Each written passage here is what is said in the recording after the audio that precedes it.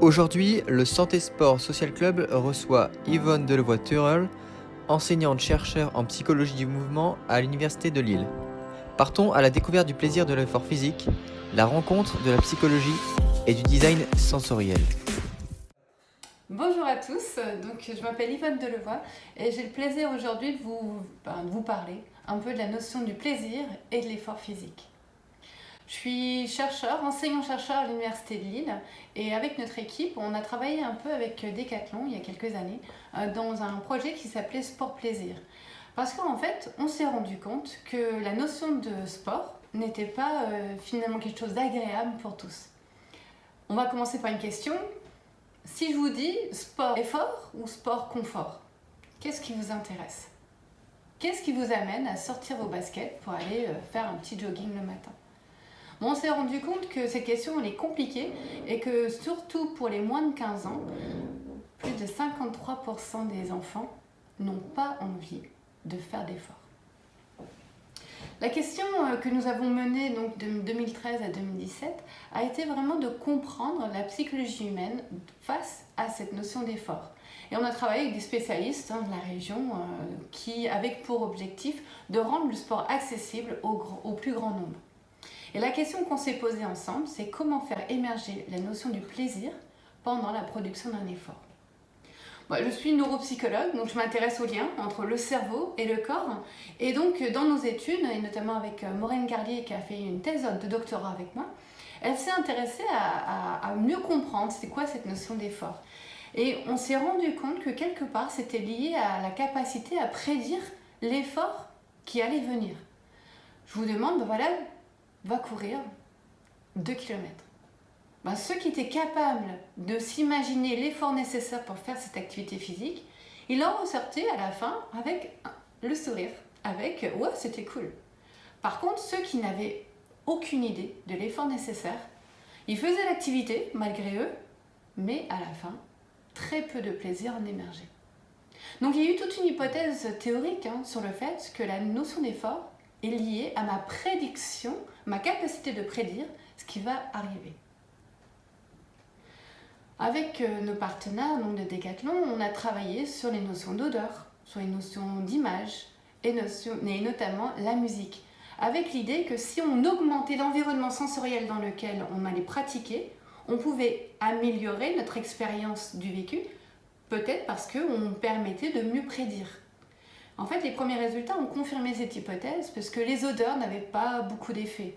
Par contre, la musique, et notamment une musique qui était avec un fort tempo, aidait à l'accompagnement du non-sportif. On a dû travailler évidemment, mais surtout partager des expériences. Parce que lorsqu'on parle du sport, on parle du sport à tous les niveaux.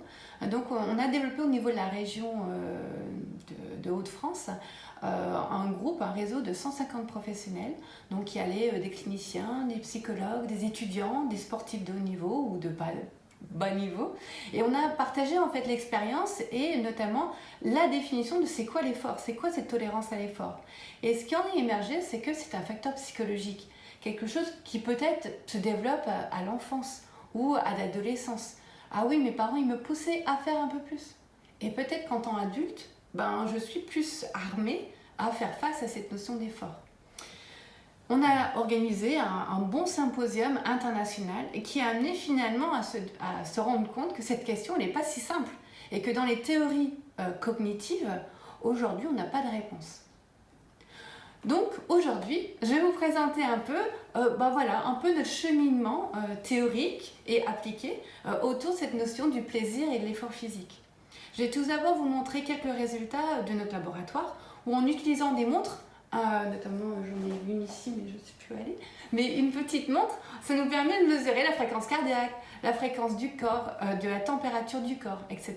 pendant la pratique et de vous montrer qu'il y a peut-être un lien. Et ensuite, on ira plus dans le corps, le mouvement 3D du corps, qui aujourd'hui pour nous est vraiment un marqueur fort du déplaisir ou de l'arrivée du déplaisir. Et je finirai avec un exemple type de POC, donc Proof of Concept, où on a pu transférer nos compétences, nos méthodologies de recherche dans un milieu réel. Alors, c'est quoi la tolérance à l'effort? Parce que voilà, si c'est pas une question à laquelle on a trouvé une solution ou une réponse forte, il faut quand même se dire qu'il y a des hypothèses théoriques. Notamment notre collègue Ekikakis, qui est un Américain, un physiologiste, selon son hypothèse à lui, l'effort est un trait génétique ou alors psychologique, question ouverte, qui influence notre habilité à continuer l'exercice à une intensité imposée, même lorsque cette activité devient inconfortable ou déplaisante. Certains, même si j'ai mal, même si j'ai pas envie, je vais me pousser, je vais le faire. D'autres, dès qu'il y a le moindre petite chose qui ne va pas, j'arrête, j'abandonne. Donc pour lui, c'est vraiment ce trait qui fait, cognitif finalement, qui fait que je continue ou alors je m'arrête tout de suite. Cette question, elle est évidemment liée à l'oxygénation, donc à ma capacité physique, à ma capacité physiologique, mais notre hypothèse ici à Lille, c'est que vraiment il y a un point cognitif, quelque chose au niveau du lobe frontal qui fait que je m'arrête ou alors je continue. Voici un modèle théorique, évidemment je ne peux pas partager nos expériences sans avoir un cadre théorique sur lequel on se base. Et nous, notre cadre théorique, c'est celui des boucles de contrôle. Notamment ici, je vous présente rapidement le modèle de Abyss en 2015, qui montre que finalement, lorsque j'ai une idée motrice, donc j'ai une commande motrice qui va émerger de mon cerveau pour aller vers mon corps pour le faire bouger, au niveau du cerveau, je me fais une petite copie de cette commande motrice qui va me permettre de prédire l'effort, prédire le retour sensoriel de l'expérience de mon corps si je suis amenée à faire cette action. Dans mon cerveau, j'ai un codage de mémoire. Et donc, lorsque je réalise l'action et que mes muscles me redonnent l'information de ce que j'ai réalisé, mon cerveau peut comparer ce que j'ai réellement ressenti, ce qu'il appelle ici the actual sensory feedback, avec ce que je m'attendais à avoir, ce que j'avais encodé en mémoire de travail. The predicted sensory feedback. L'une de nos hypothèses centrales aujourd'hui, c'est que c'est cette comparaison qui fait émerger la notion de plaisir. Si j'ai bien prédit et j'ai réellement ressenti ce que je m'attendais à avoir, alors j'ai du plaisir. Si c'est plus fort, plus effort, plus douloureux que ce que j'avais prédit, alors j'ai du déplaisir. Même si ma performance était bonne, Ouais, ça n'a pas lié avec la performance. C'est vraiment ce que je m'attendais à ressentir. L'idéal, c'est de prédire un niveau d'effort et que finalement, pour réaliser l'action, ça m'a demandé moins d'efforts que nécessaire. Et là, waouh, c'est gagnant. Parce que j'ai une bonne performance, ça m'a coûté moins d'efforts et mon cerveau va me renforcer à le refaire dans un jour, dans un mois ou toute l'année. Et l'idée, c'est que cette prédiction positive est celle qui va amener à l'engagement. Ça va? Alors, j'ai pas de retour, j'ai pas de questions, mais vous n'hésitez pas à me poser des questions sur la vidéo. Donc ici, on s'est posé la question, existe-t-il des différences individuelles? Est-ce que tout le monde est capable de prédire? C'est ça la question. Et l'hypothèse théorique donc, de Ekikakis et de nous-mêmes, parce que nous collaborons ensemble depuis plusieurs années maintenant, c'est que s'il y a peu d'efforts, tout le monde sait le faire, c'est facile. Si c'est trop dur, tout le monde sait le faire aussi, donc on ne va même pas essayer. C'est du déplaisir pour tout le monde. Par contre, les différences interindividuelles qu'on va retrouver dans la population générale viennent lorsqu'on fait une intensité modérée. Celle qu'on va faire lorsqu'on va faire du jogging, ou celle qu'on va faire pour un 10 km de course, ou alors celle qu'un physiothérapeute va vous demander de faire tous les matins pour faire de la rééducation. Vous tombez dans cette pratique d'intensité modérée.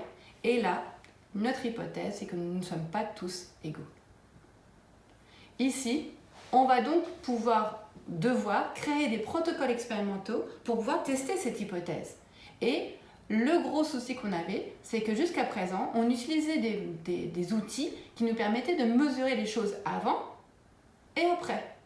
Mais très très peu d'études faisaient des mesures pendant la pratique. Parce qu'évidemment, pendant la pratique, je bouge. Donc, j'ai des problèmes au niveau des mesures, j'ai beaucoup de bruit dans les mesures qu'on va prendre. Et au niveau des questionnaires, la personne est en train de courir ou en train de marcher, on ne va pas lui poser des questions. Donc, le travail que nous avons mené au sein du laboratoire a été, donc ici à Villeneuve-d'Ascq, ça a été vraiment d'imaginer des protocoles expérimentaux qu'on pouvait faire pendant la pratique d'une activité physique. On a continué à utiliser des questionnaires, parce que ça c'est quand même classique au niveau de la psychologie, et ça permet d'avoir une évaluation déclarative, savoir comment la personne à la première personne, donc, parce que c'est lui qui donne son propre évaluation, comment lui il se trouve. Donc on utilise notamment ici le Feeling Scale, qui a été développé par notre collaborateur américain, et où on vous demande, voilà, est-ce que vous êtes neutre? Est-ce que vous vous sentez mal? Donc, par exemple, -1, -2, ou est-ce que vous vous sentez bien? +1, +2, et je me sens super bien, +5. Donc on a un questionnaire qui est vraiment très très simple à utiliser, et la personne pendant la pratique peut tout simplement dire un chiffre, 1, -2, 3. Et donc ça nous permet de regarder la dynamique du changement de l'état subjectif. Moi, je viens des sciences du sport, je suis plutôt de la biomécanique, donc ça ne me suffit pas. Moi, ce que j'aime bien, c'est tout ce qui est mesures objectives, des choses où je n'ai pas besoin de poser de questions. Donc ici, c'est un exemple de vidéo qu'on a développé avec nos collaborateurs, donc Trinoma et Qualisys, pour permettre de caractériser la stratégie du regard pendant des situations d'interaction. Donc ici, vous avez un petit jeu de déplacement d'objets. Vous voyez en rouge les marqueurs qui sont placés sur les bras et sur la tête des personnes pour savoir comment ils bougent, à quelle vitesse ils bougent à travers l'espace et le temps. Et on a un oculomètre qui nous permet de mesurer l'axe du regard. Donc si je regarde en haut, si je regarde en bas, c'est grâce à ces oculomètres, au cours du temps, je peux voir comment vous changez l'axe de votre regard. Le travail qu'on a fait donc entre 2015 et 2018 avec nos étudiants ici à l'Université de Lille, ça a été de synchroniser les deux systèmes pour pouvoir avoir les stratégies visuo-motrices.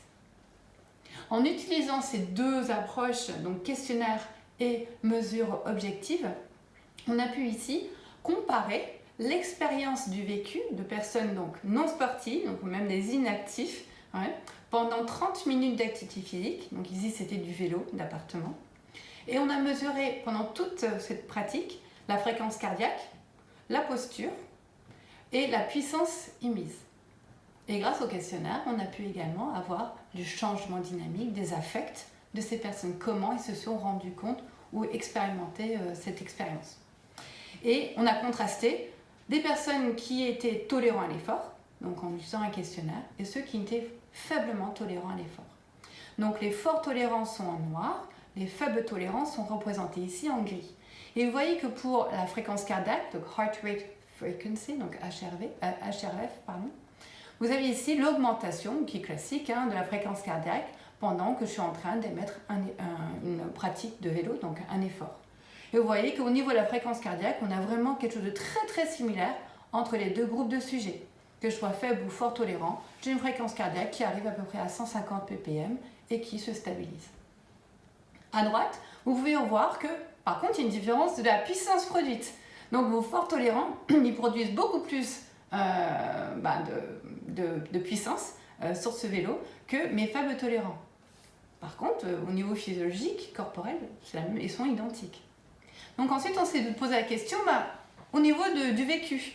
Alors imaginez, ma fréquence cardiaque est la même, j'ai quand même mes forts tolérants qui font beaucoup plus, qui produisent beaucoup plus que mes faibles tolérants. Donc on pourrait se dire, évidemment en regardant ces résultats, que la personne qui a fait plus de puissance, qui a émis plus de puissance physique, et qui en plus à la fin des séances de 30 minutes continue à mettre toujours plus de puissance, va peut-être avoir une mauvaise expérience par rapport à celui qui a mis moins de puissance et qui, vous voyez, à la fin des 30 minutes, a même commencé à lever le pied un peu pour finir facile à la fin de la session. Non, pas du tout. Vous voyez ici les résultats à gauche. Vous voyez qu'au niveau de l'affect, tous nos participants étaient autour de 3. Ça veut dire que, quelle que soit la puissance que vous aviez mis, l'expérience affective était ici dans cette expérience contrôlée pour avoir le même niveau. Donc c'est intéressant parce qu'on voit bien que c'est pas la puissance qui va prédire l'effort, c'est autre chose, et notamment cette notion de plaisir. Ce qu'on a fait ensuite, c'est se poser la question de savoir est-ce que l'environnement dans lequel on mettait nos sujets pouvait modifier en fait cette expérience. Donc dans une autre étude, même genre de pratique, hein, on avait toujours un vélo avec des gens qui mesuraient leur fréquence cardiaque, on leur posait la question de leur feeling scale, donc l'affect pendant la pratique, et ils ont fait 30 minutes de vélo. Mais ici on a pris que des personnes qui étaient des faibles tolérants, qui n'aimaient pas faire le vélo, qui ne voulaient pas venir faire l'expérience, et on a mis une séance où ils le faisaient sans musique, et une autre séance où on leur donnait de la musique très rythmée qui leur permettait de synchroniser en fait leur coup de pédale. Et ce qu'on a pu démontrer, ce que vous voyez ici dans l'illustration, donc ici vous avez en gris clair ceux qui ont pratiqué sans musique et en fait les mêmes personnes qui sont revenues pour pratiquer avec musique en noir. Vous voyez que pour le même niveau de fréquence cardiaque, le même niveau de puissance, parce que c'était les mêmes personnes, en fait, leur ressenti pendant la pratique était complètement différent. Vous voyez ici que ceux qui pratiquaient, quand ils venaient pratiquer sans musique, leur déplaisir arrivait notamment au bout des 20 minutes. Et par contre, lorsque ces mêmes personnes pratiquaient avec musique, on arrivait à maintenir leur niveau de plaisir à 3. Encore une fois, c'est une méthodologie très de recherche, donc les gens revenaient plusieurs fois. C'était randomisé, donc c'était pas parce qu'il avait fait une expérience ou il l'a fait une ou deux fois. C'est les mêmes personnes, la seule variable, la seule condition qui changeait, c'était la présence de la musique. On a également travaillé sur est-ce que c'est de la musique préférée, c'était leur musique ou pas. En fait, c'était aucune différence. Voir des musiques qu'ils n'aimaient pas leur amenait à avoir plus de plaisir. Mais bon, ça c'est toute une autre histoire. Et ici, on va revenir à la notion de l'engagement. Parce que quand même, toute la question, c'était comment amener des inactifs à redécouvrir le plaisir. Et ici, c'est un graphique un peu compliqué. Mais la seule chose que j'aimerais que vous regardiez, c'est que à la dernière colonne, vous avez le désir de revenir faire un exercice. Donc là, c'est un paramètre qui nous donne une information sur l'engagement de la personne. On est toujours chez les inactifs, donc c'est les résultats avec les mêmes sujets des études 1 et 2 que je vous ai présentées précédemment. Et ce qu'on a pu montrer, c'est que le plaisir ressenti pendant l'effort était un fort prédicteur de la motivation à revenir faire la pratique. L'autre paramètre qui était un bon prédicteur également, à peu près au même niveau, donc on est à 40% de bonne prédictibilité, c'était la rapidité de remise à repos. Donc là, c'est plutôt la notion physiologique. Donc on voit bien avec ce résultat-là, qui est maintenant publié, donc Maureen Carlier de Levoix en 2020, on voit bien qu'il y a une corrélation entre l'aspect physiologique, donc récupération après l'effort, et psychologique, mon ressenti pendant la pratique. Et ce sont ces deux paramètres-là qui peuvent prédire si quelqu'un va revenir et poursuivre l'engagement dans une pratique d'activité physique, plaisir. Donc en conclusion, toute cette première partie de nos travaux, avec la mesure physiologique, donc avec cette montre par exemple, nous a permis de montrer qu'en effet, nous sommes différents face à l'effort. Ce n'est pas lié à notre capacité physique, ce n'est pas lié à notre performance de sportif, c'est vraiment autre chose. Et notre hypothèse, c'est que c'est lié à notre capacité à prédire l'effort à venir. Notre message aujourd'hui, c'est qu'il faut juste s'accepter comme on est. Et accepter de pratiquer à haut niveau que nous considérons sur l'échelle de Borg comme 3. C'est-à-dire un peu d'effort, un peu difficile, mais pas plus. Sinon, on va tomber dans le déplaisir systématique. La musique, elle peut aider. Il faut arrêter de prendre la tête pour les playlists. C'est la notion de musique, quelle musique il faut écouter, quel style il faut écouter. Franchement, nous, on n'a pas, au niveau scientifique, vu de différence. Par contre, il faut une musique qui soit rythmique. Donc même si c'est lent, mais qui soit rythmique, pour que cette musique puisse aider notre cerveau à prédire l'activité qui va venir. Ensuite, la question c'était comment détecter quand le déplaisir s'installe. Parce qu'en effet, même si on fait au meilleur de ce qu'on est capable de faire, on voit bien qu'à un moment donné, on arrive à notre limite et on commence à se dire « Ah non, là je vais arrêter parce que c'est trop douloureux ou je suis trop fatiguée ». Donc comment est-ce qu'on pourrait accompagner la pratique pour aider la personne à détecter lorsque le déplaisir commence à s'installer ? Donc ici, on va passer à la deuxième partie de ma présentation où je vais maintenant vous parler un peu des mesures cinématiques. Alors, cinématique, c'est tout simplement le déplacement d'un corps à travers l'espace et le temps avec une certaine rythmicité et une certaine posture. Et donc nous, dans Sciences du sport, on aime bien observer les gens. Et moi, notamment, j'adore observer des foules de personnes qui marchent. Parce qu'on se rend compte qu'on a un tempo spontané, un tempo naturel. Et quand je me sens bien, je suis plutôt légère, avec une fréquence assez rapide. Quand je suis fatiguée, déjà, je suis un peu plus écrasée. J'ai un tempo un peu plus lent. Et j'ai l'impression que tout devient plus difficile. Et ce qu'on s'est rendu compte en sciences de l'observation, c'est qu'on peut percevoir beaucoup de choses en observant quelqu'un qui bouge. Ici, vous avez deux acteurs, ou une actrice plutôt, qui a réalisé des exercices de marche dans une salle neutre, mais après s'être induit un scénario. Un scénario qui l'amenait à se mettre dans un certain état émotionnel, un état de tristesse, ou un état de joie, ou un état de colère. Et nous, en tant que spécialistes du mouvement, ce qu'on a fait, c'est de mesurer la cinématique de son corps dans ses différents aspects affectifs. Et on a notamment caractérisé la lenteur ou la rapidité de ses gestes, savoir si ces gestes étaient discrets, un peu comme un robot, ou alors très fluides, et savoir aussi si son corps était plutôt ouvert ou plutôt fermé. Et en croisant ces trois propriétés, on s'est posé la question, est-ce qu'on pourrait avoir une fenêtre, décoder quelque part son état interne uniquement en observant ces trois propriétés externes de la posture de son corps. Bon, on n'est pas les premiers à avoir pensé à ça. Pollock notamment en 2001 est l'un des premiers à ma connaissance à avoir publié quelque chose qui faisait penser qu'on serait capable d'avoir une intuition de l'état émotionnel de quelqu'un en écoutant ou en observant un mouvement. Et dans une étude, c'était assez intéressant, il a regardé la tâche facile de frapper à la porte. Et je pense que vous avez tous vécu ça. Si je frappe fort, on a l'impression que la personne derrière la porte, elle est un peu énervée.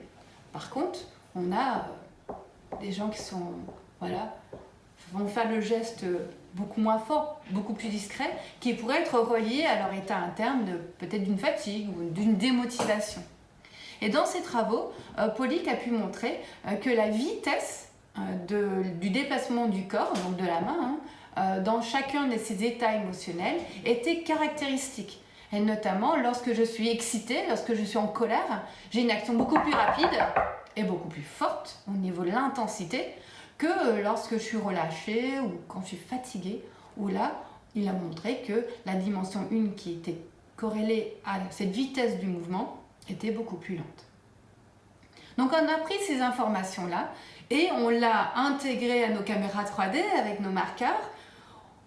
On a développé, donc ça c'est le travail de Daniel Lekovic qui a fait cette thèse avec moi et qui est aujourd'hui à Toulouse, mais qui a travaillé vraiment sur le développement du modèle théorique qui nous permettrait d'implémenter et de caractériser le mouvement 3D du corps et de le relier à différents environnements musicaux, notamment ici par exemple, des musiques, expérimentales, c'est le laboratoire, mais qui étaient caractéristiques d'un certain état émotionnel.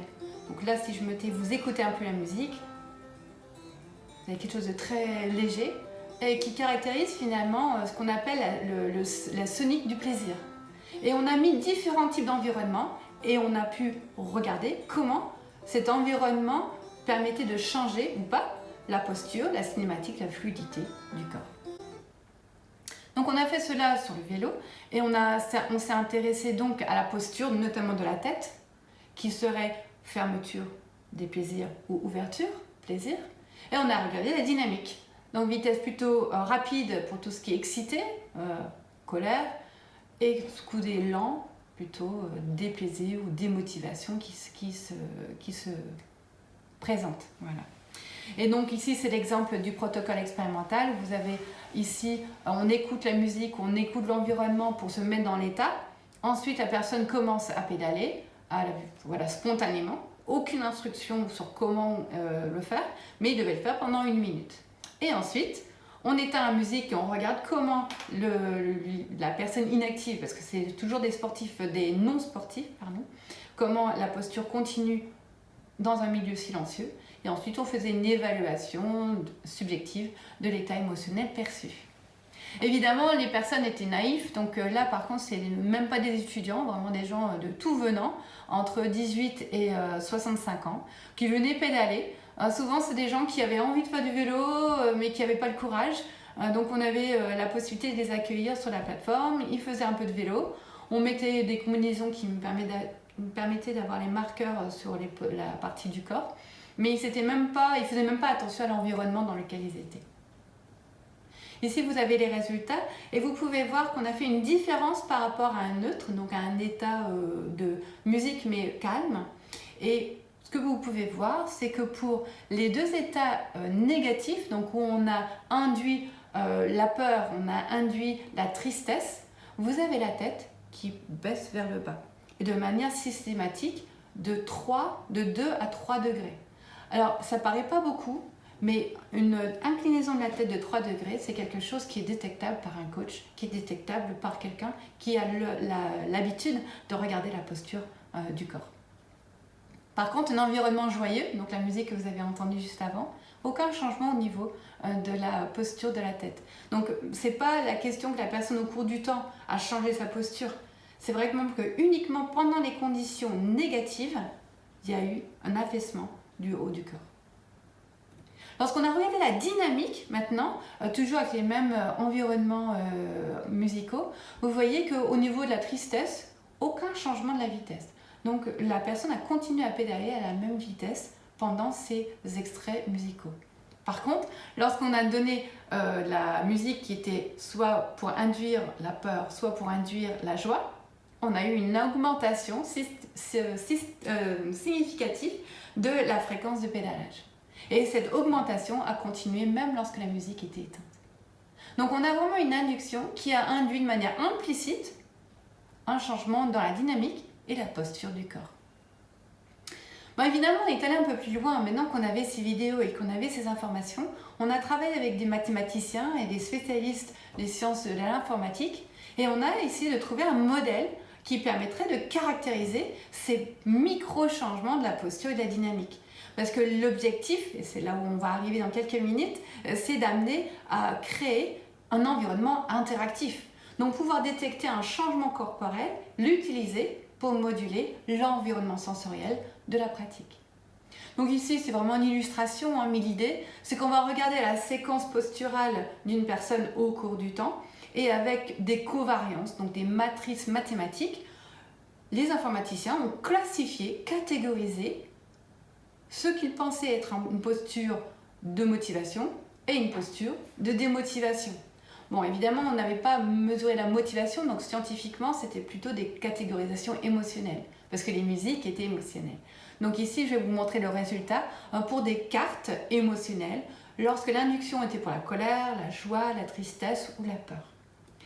Et en incluant donc nos 3 paramètres, donc l'ouverture du corps, la vitesse de la dynamique du mouvement et la fluidité du geste, on a pu créer des modèles, donc un petit avatar de 43 points de squelette. Et en donnant cette information à un système informatique, on est capable aujourd'hui de catégoriser les états émotionnels à la base uniquement de la posture et la dynamique du corps avec une erreur de 30%. Ce qui est vraiment intéressant, parce que là, aujourd'hui, on peut dire que oui, très probablement cette personne est dans un état de colère, donc énergie haute, mais plutôt des plaisirs. Énergie basse, plaisir, etc. Et pouvoir peut-être accompagner finalement cette personne en modulant l'environnement sensoriel. Donc on conclut cette deuxième partie qui est en cours, c'est un travail qui est en cours jusqu'en 2022 au moins, grâce au financement du CNRS. Nous avons pu travailler sur les états affectifs et démontrer que ces états impactent directement les postures et les dynamiques du corps. On est aujourd'hui en train de travailler sur la modélisation, la fluidité, la temporalité, pour permettre de proposer des cartes émotionnelles qui, inclus dans un système d'interaction, permettraient peut-être de proposer à tout le monde un environnement interactif sensoriel pour accompagner à découvrir le plaisir de l'effort. Donc ça, c'est où le POC, donc le Proof of Concept Playful City, arrive. L'idée ici, et c'est un accompagnement de la MEL, donc la métropole européenne lilloise, c'est de tester finalement ces hypothèses et de montrer que peut-être, si je peux caractériser l'état dans lequel tu es, on te fait expérimenter un environnement sensoriel pour qu'à la sortie, tu aies du plaisir et donc que tu aies envie de revenir. Nous avons travaillé là-dessus donc sur l'hypothèse ou la difficulté du transfert scientifique en milieu écologique. Donc ici, il y a une petite vidéo, donc je vais la mettre et je vous retrouve après.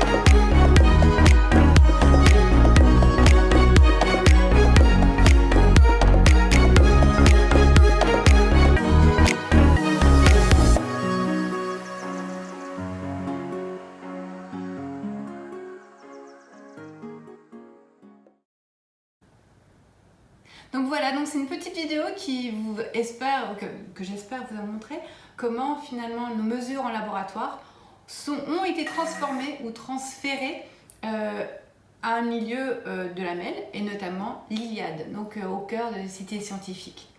L'objectif de ce POC parce qu'il est encore en cours, est de démontrer la transférabilité de la méthode et des questions de recherche du laboratoire au milieu naturel pour faire découvrir aux citoyens le plaisir de la mobilité douce. Donc on ne parle pas de l'effort, parce que même la notion, même le mot effort est déjà répulsif pour certaines personnes, donc on parle plutôt de la mobilité douce. Mais la question est la même, c'est comment amener quelqu'un à se dire je vais plutôt marcher que de prendre la voiture. Même marcher plutôt que prendre le métro. Et actuellement, ça serait quand même une bonne chose, parce que souvent on peut aller d'un campus à l'autre en marchant. Mais on a l'image, on a la prédiction que ce déplacement est trop important. Il requiert trop d'efforts. Donc non, je ne vais pas le faire, c'est pas possible, c'est trop loin. Comment peut-on changer ces représentations? Donc la stratégie politique depuis 10 ans, ça a été le déclaratif. Il faut manger au moins 5 fruits et légumes par jour. Tout le monde le sait, même à 3 ans, ils sont capables de sortir cette phrase. Mais qui est-ce qui l'applique? Une grande question. Par la suite, à partir d'il y a 2-3 ans, on est passé dans le mode explicatif. Oui, il faut manger des légumes parce que c'est bon pour votre santé. En effet, il faut des vitamines, etc. Et pareil, je pense qu'un enfant de 10 ans est capable aujourd'hui il sait c'est quoi la vitamine D ou la vitamine C, l'importance de manger des légumes. Mais pareil, est-ce qu'il le fait? Pas vraiment. La nouveauté, et c'est là où nous, on a nos argumentaires scientifiques, c'est qu'il faut travailler sur l'émotionnel. Il faut donner l'envie par la couleur, par le goût, par les odeurs, parce que c'est cette notion d'environnement sensoriel qui va donner au cerveau la possibilité de prédire le plaisir à venir. L'objectif de Playful City, c'est vraiment faire découvrir le plaisir en travaillant sur les couleurs. L'objectif 2021-2022, ce sera travailler avec les odeurs et la musique. Alors ici, je vais vous présenter les résultats des couleurs, qui étaient l'objectif 2019-2020. On a donc eu les études en psychologie cognitive en laboratoire qui ont permis de quantifier les réactions humaines dans des situations imaginées. On a pu montrer des images de coureurs, de marcheurs, avec différentes expressions du visage, donc notamment le sourire, c'était avant les masques. Et de regarder au niveau des réactions sensorielles, émotionnelles et cérébrales, comment la personne va se imaginer, se projeter. Et on a pu notamment démontrer que la cohérence entre l'effort qu'on observe et le sourire, ou la présence ou l'absence de sourire, permettait à la personne de se mettre à la place de l'autre. Et si je vois un sourire, au niveau du tonus musculaire, je suis beaucoup plus détendue. Au niveau du diamètre pupillaire, je suis détendue également. Et au niveau activité cérébrale, j'ai plus une activité de la motrice plutôt que la frontale. La motrice nous suggère que la personne se prépare à bouger. Une fois qu'on avait ces travaux de base, on savait comment proposer une activité avec des bonnes images de personnes, d'acteurs sur ces images qui donnaient la bonne représentation et donnaient donc l'envie d'essayer. Et ensuite, arrivé au CT scientifique, les participants étaient accueillis par des designers. Donc notamment Adamantia Battistatou est en thèse avec moi, et c'est une UX designer qui a fait ses études à Londres et qui ici au sein du POC Playful City s'intéresse à faire le dialogue entre la recherche fondamentale et les designers urbains. Et on a trouvé la possibilité de travailler sur des designs, faire des focus groups pour savoir au niveau des étudiants, du personnel de l'université, pourquoi est-ce qu'il ne marchait pas? Pourquoi il ne faisait pas cet effort pendant une pause de 20 minutes d'aller se dégourdir les jambes? Avec ce retour, les designers ont ensuite travaillé sur la mise en place d'éléments design urbain pour donner l'envie d'essayer. Donc cette recherche participative a inclus plus de 120 personnes sur une période de 6 mois, et on a récolté en fait tous les retours, notamment le besoin de casier pour ranger ses affaires, le besoin de chaussures pour pouvoir aller marcher sans se faire mal aux pieds, mais également le fait que les campus étaient incompréhensibles. En fait, si je veux marcher 10 minutes, je ne sais pas où aller. Je ne sais pas quelle boucle faire pour ne pas me perdre sur le campus et être revenu à temps pour ma réunion. Donc on a travaillé aussi sur comment on peut mieux illustrer en fait ces parcours et le coder en fonction de couleurs pour la distance que je veux parcourir, l'effort que je suis capable d'imaginer et juste l'environnement dans lequel je veux me retrouver. Donc avec l'accompagnement des designers de l'île 2020, on a travaillé sur les formes, les couleurs, et les différents espaces que offraient naturellement nos campus universitaires. La mise en place, évidemment, c'est pas nous. Donc le design en tant que tel a été mis en place par la condition publique et notamment l'artiste Amélie Bleu et qui ont fait du prototypage sur 15 endroits différents du campus du Cité scientifique. Et si vous y allez aujourd'hui, vous pouvez voir la transformation de ce lieu. Donc avant, c'est quelques images qu'on a prises avant l'intervention des designers. C'est du gris, c'est du blanc. Même s'il y a un peu de vert et du métro, c'est pas très très joli. Et ça, c'est après l'intervention de nos designers. Ce qu'on a mis en place, c'est notamment les 3D pour traverser les routes et des formes géométriques qui invitaient au jeu. Parce que beaucoup de gens se disaient, on ne regarde pas les gens se regardent pas. Et donc on a mis des jeux qui amènent à l'interaction sociale et à une modification de la stratégie du regard. On a également mis des traits, soit rouge si je veux faire de l'effort, soit vert. Je veux aller vers des endroits plutôt verdoyants, parce qu'on a plein d'endroits verts sur les campus d'université.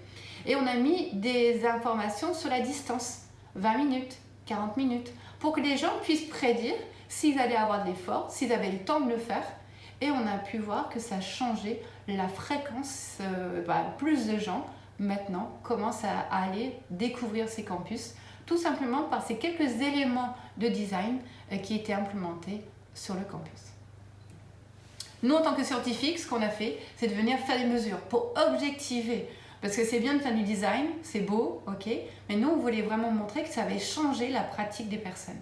Donc pour cela, on a 25 personnes qui ont participé. On fait des mesures avant, des mesures après l'intervention du design pour pouvoir démontrer que réellement ces implémentations avaient changé le vécu de la personne, On avait des questionnaires en ligne pour caractériser les personnes avant leur participation. On a utilisé des montres pour avoir des mesures objectives des réponses physiologiques. Et on avait des caméras qui étaient placées pour mesurer la fréquence de passage sur différents endroits du campus. Et on avait enfin des mesures sur tablette pour avoir des questionnaires subjectifs, donc notamment la AFS. Ici, juste quelques résultats, mais je vais pas aller dans le détail. Mais les deux choses qui ont vraiment été changées par cette contribution urbaine ou du design urbain a vraiment été l'expérience émotionnelle, l'intensité des émotions. Et ce qu'on a pu montrer qu'il y avait des endroits qui étaient perçus comme étant safe, donc sécures, propres, qui me donnaient envie d'y aller, et ceux qui n'étaient pas du tout appréciés par les gens. L'intervention du design a pu aider à rétablir, c'est-à-dire des endroits où on avait l'impression que c'était pas sécuritaire et que j'avais pas envie d'y aller, en y mettant un peu de couleur, ça changeait notre perception et on a pu montrer ensuite qu'il y avait plus de gens qui y allaient. L'autre chose qu'on a pu démontrer, c'est que l'intervention couleur a permis de changer l'effort cognitif nécessaire. Donc lorsqu'il y avait certains patterns pour identifier un chemin, les gens étaient moins perdus, devaient mettre moins d'efforts pour savoir où aller. Cette diminution de l'effort amenait plus de plaisir parce que les gens pouvaient partir dans leurs idées, partir, oh je pensais à ce que j'allais faire ce week-end, et se retrouver vraiment dans cet espace de promenade. Donc en gros, pour nous, le POC est réussi, c'est-à-dire qu'on a pu implémenter sur le terrain nos mesures scientifiques de laboratoire. On a pu aussi travailler avec les citoyens, travailler avec les designers et arriver avec nos mesures pour démontrer que le design urbain pouvait influencer le plaisir des citoyens à faire un peu de mobilité douce. C'est un prototypage qui a été réalisé grâce à un consortium, donc ça il ne faut pas l'oublier, ce n'est pas une personne, on a été plus de 30 personnes à travailler sur ce projet. Ce sont des mesures objectives, donc au niveau scientifique on peut le valoriser, donc ça c'est super important pour les publications et les congrès. Sur le plan sociétal, j'espère que la Mel était contente parce que quand même on a amené une intervention qui aujourd'hui est encore visible sur le campus du scientifique. Et au niveau des citoyens, ils ont été vraiment contents de pouvoir participer et notamment montrer que leur intervention, leurs idées pouvaient être incluses pour transformer les méthodes de recherche. Donc voilà, j'espère que vous avez apprécié ce petit parcours autour du plaisir et de l'effort physique. Je veux remercier ici toute l'équipe, au moins de la recherche que je présente ici sur la diapo, notamment mes étudiants actuels, donc Ségolène Guérin, Damansa Batistatou et Victor Brossard, qui travaillent avec moi sur cette réflexion autour du plaisir et de l'effort et des méthodes neuroscientifiques et en informatique qui nous permettront d'aller plus loin pour vraiment transformer le design urbain.